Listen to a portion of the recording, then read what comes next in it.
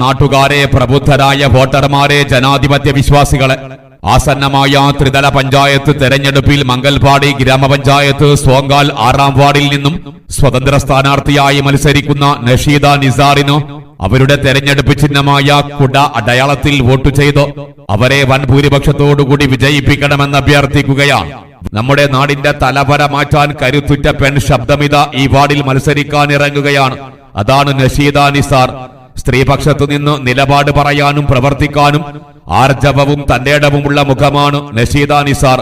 നാട് കാത്തിരുന്ന സാരഥിയാണ്. നാടിന്റെ നാഡീസ്പന്ദനങ്ങൾ അറിയുന്ന സാരഥിയാണ്.